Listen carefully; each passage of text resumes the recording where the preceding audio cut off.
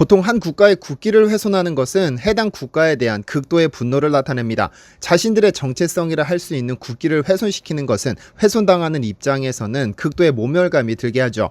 국기를 훼손함으로써 극도의 분노를 표출하는 것도 이해하지만 국기를 훼손하는 것은 가급적이면 하지 않아야 할 행동입니다. 그런데 전 세계에서 치안이 가장 불안한 것으로 알려진 멕시코에서 한국의 태극기를 훼손하는 사건이 몇 년 전 발생했었습니다. 무슨 일이 있었던 것일까요?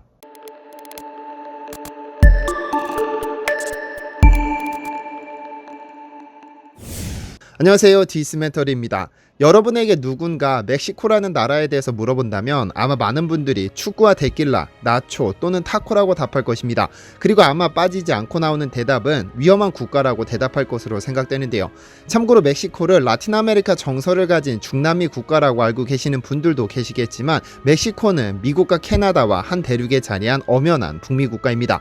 그래서 북미 자유무역협정 나프타의 회원국이기도 하죠. 북미와 중남미는 거의 한 대륙에 자리하고 있지만 북미와 중남미를 나누는 기준은 파나마를 기준으로 합니다. 지리학적으로 파나마를 기준으로 위쪽은 북미, 아래쪽은 중남미라고 구분합니다. 그런데 위에서 말했던 것처럼 멕시코라는 국가는 위험하다는 인식이 상당히 강하게 자리하고 있습니다. 아무래도 세계 최고 시장인 미국과 국경을 접하고 있을 뿐 아니라 세계에서 가장 위험한 약을 제조하고 판매하고 있으니 그 이권을 노린 카르텔 간의 복수는 늘 뉴스 헤드라인으로 등장합니다. 매일같이 들려오는 강력범죄는 멕시코의 심각한 사회 문제가 되었고 이 소식이 전 세계 곳곳에서 빠르게 전달하다 보니 이런 이미지가 생겨났는데요. 수도 멕시코시티 등 상대적으로 치안이 안전한 곳을 다녀온 여행객들은 치안이 상당히 좋다 하고 현지에서 수십 년간 생업에 종사하는 이들은 상당히 치안이 불안하다 하니 어떤 의견이 사실인지는 직접 가보지 않는 이상 정답은 없을 듯 합니다. 그런데 몇 년 전 멕시코에서는 갑자기 멕시코 국기에다가 한국 국기를 섞어 새로운 국기를 만드는 놀이가 유행했던 적이 있는데요. 이 사건은 불과 3년 전 러시아 월드컵에서 발생한 일입니다. 2018 러시아 월드컵에서 한국은 조별리그 F조에 배정받아 독일, 멕시코, 스웨덴과 함께 죽음의 조에 편성됐습니다. 한국의 입장에서는 당시 세계 랭킹 최상위권 국가와 같은 조에 편성되면서 탈락의 유력한 후보로 꼽혔습니다.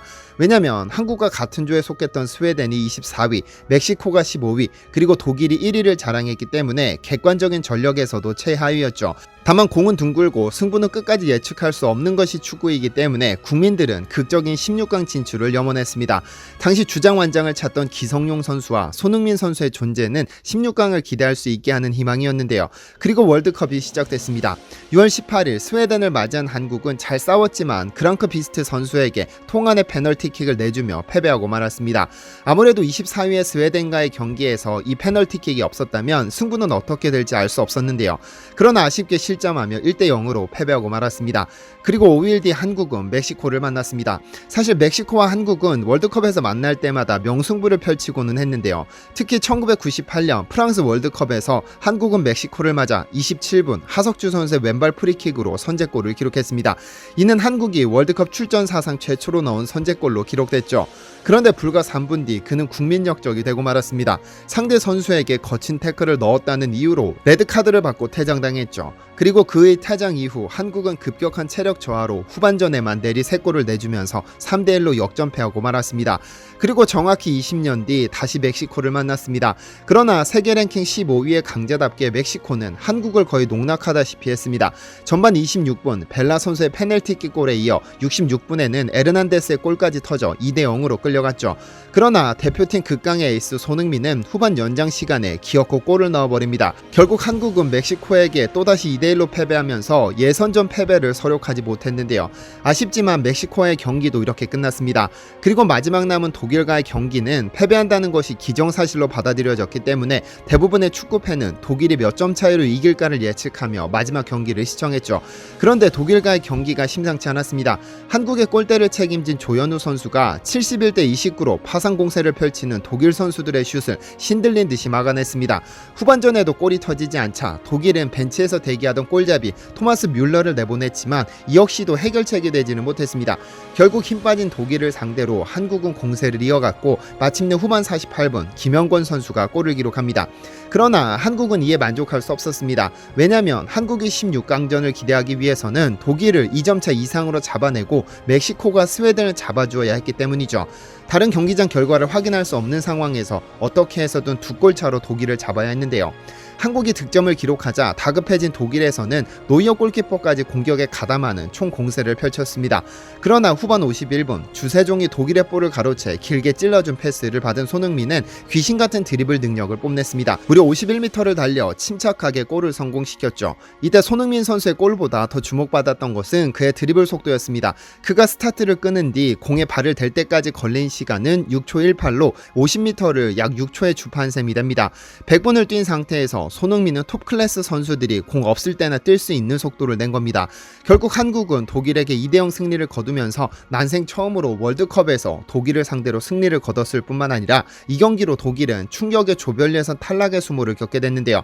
이 승리는 러시아 월드컵 명장면 2위로 선정됐고 한국 덕분에 멕시코는 축제 분위기를 만끽했습니다.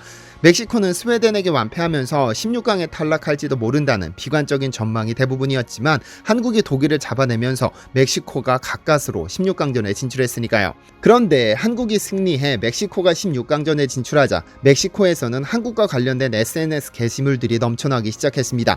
트위터를 통해 땡큐 코리아라는 해시태그가 넘쳐났고 한국과 관련된 게시물이 폭발적으로 증가했습니다. 특히 한국의 태극기와 멕시코 국기를 합성한 게시물들이 많았는데요. 녹색, 흰색, 빨간색으로 이어지는 멕시코의 3색 국기 가운데에 태극기를 올려놓거나 태극기의 태극 문양을 멕시코 국기의 독수리와 합성하는 등 기쁜 마음을 표현했습니다. 멕시코 대표팀의 문양에 메이드 인 코리아라고 도장을 찍어 멕시코의 16강은 전적으로 한국이 만들어냈다는 팬들도 있었죠.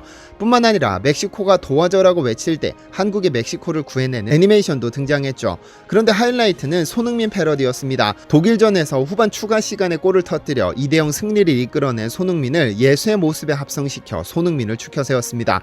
멕시코에게는 구세주 노릇을 톡톡히 해줬으니까요. 한 남성 팬은 한국 자동차인 현대자동차에 멕시코 국기를 올리고 차를 끌어안고 감사의 기도를 올리면서 현대차의 주인인 것이 자랑스럽다고 적기도 했습니다. 그런데 이러한 감사 인사는 개인들에서 그치지 않았습니다. 2017년 7월부터 인천공항과 멕시코시티를 잇는 직항 노선에 취항한 멕시코 최대 항공사 아에로 멕시코는 트위터에 자사 이름 대신에 아에로 코리아가 적힌 사진을 올리면서 한국을 향하는 항공운임 20%를 할인하는 등 빠르게 항공권 염가 공세에 들어갔죠. 이날 수도 멕시코시티에서는 신이 난 멕시코인들이 한국 대사관 앞으로 모여들어 덩실덩실 춤을 추며 우리는 모두 한국인 또는 한국인들은 이미 멕시코 사람을 외치며 인파가 모여들어 대사관 업무가 마비되기도 했죠. 결국 멕시코는 16강전에서 브라질을 만나면서 16강전에서 짐을 싸기는 했지만 한 경기라도 더 치를 수 있다는 자체로 멕시코인들에게는 축제 같은 분위기였습니다.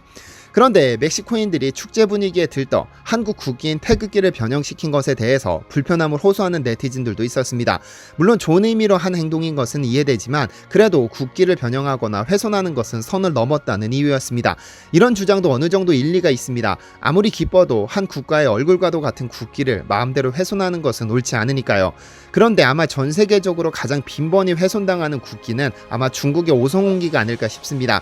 세계적인 영향력이 거대해지는 중국이기는 하지만 가끔 그 힘을 오남용하면서 몇몇 국가에게는 피해를 입혔습니다. 대표적으로 중국에 이어 세계 2위 인구수를 자랑하는 인도가 있습니다. 지난 2020년 6월 중국과 인도의 국경 분쟁이 벌어지는 라다크 지역에서는 인도군과 중국군이 충돌하면서 인도군에서 사망사고가 발생했습니다.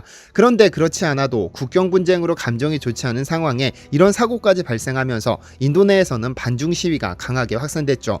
사고 직후 인도 전역에서는 오성홍기가 불태워지고 시진핑 주석의 사진이 불태워지는 등 중국에 강한 불만을 표출했고 불매운동이 벌어지기도 했습니다. 미얀마에서도 베트남에서도 홍콩에서도 필리핀에서도 인도네시아에서도 오성홍기는 불타고 있습니다.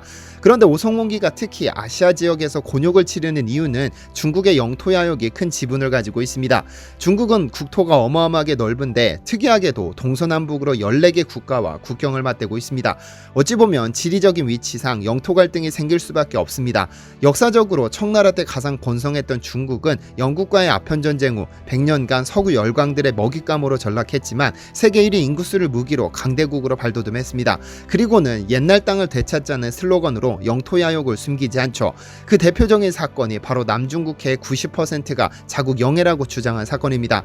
이 때문에 베트남, 인도네시아, 필리핀 등 등과 끊임없는 충돌이 생겼죠. 일본과는 센카쿠 열도를 두고 치열한 공방을 전개하고 있는데요. 특히 이 센카쿠 열도는 중국의 입장에서는 태평양으로 통하는 관문이기 때문에 주기적으로 국제사회에 이 지역이 영유권 분쟁 지역임을 상기시키고 있습니다. 일본이 허점을 보이는 순간 제일 먼저 이 센카쿠 열도를 노릴 것은 자명한 상황이죠. 이렇듯 자국의 국기가 불태워지고 훼손되는 것에 대해서는 아무 말도 하지 않으면서도 오송홍기를 거꾸로 드는 것에 대해서는 상당히 민감하게 반응합니다. 중국이나 홍콩, 마카오에서 오송홍기를 거꾸로 들면 처벌받는다는 국가휘장법 수정안을 통과시키기도 했죠.